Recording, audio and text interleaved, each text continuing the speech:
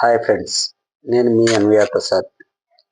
ఈరోజు ఈ వీడియోలో నేను మీకు చెప్పబోయేటటువంటి టాపిక్, మనకి మైండ్ అనేది పీస్ఫుల్గా ఉంటే ఎలా ఉంటుంది, పీస్ఫుల్గా లేకపోతే ఎలా ఉంటుంది అనే దాని గురించి మీకు ఒక చిన్న స్టోరీ చెప్పబోతున్నా. ఒక ఫ్యామిలీలో భార్యాభర్తలు ఇద్దరు ఉన్నారు. భార్య ఒకరోజు వరండాలో ఉన్నటువంటి గ్లాస్ దగ్గరికి వెళ్ళి కిందకి చూడటం జరుగుతుంది.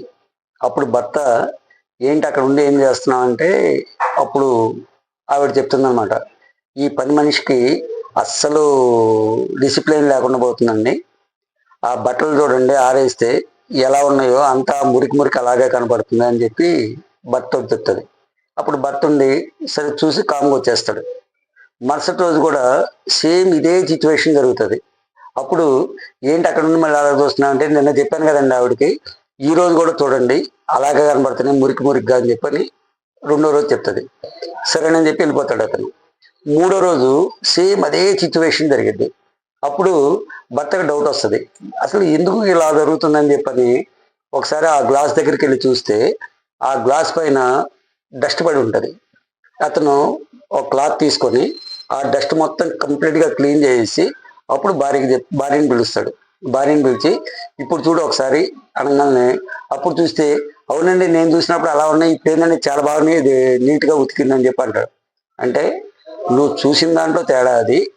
నిన్న మొన్న మీరు చూసినప్పుడు ఆ గ్లాస్ మీద డస్ట్ ఉంది, ఆ డస్ట్ నుంచి చూసావు కాబట్టి అది మురిగ్గా కనబడుతుంది. ఈరోజు ఆ డస్ట్ మొత్తం క్లీన్ అయింది కాబట్టి మీకు ఇప్పుడు చక్కగా ఉతికినట్టు కనబడుతుంది. అంటే దీనికి మనం ఒక బిజినెస్ ఆలోచనలో కనుక చూసుకున్నట్లయితే, మన మనసులో ఉన్నటువంటి నెగిటివ్స్ అనేది ఎక్కువగా ఉంటే మనకు పాజిటివ్స్ అనేది మన మైండ్కి రావు.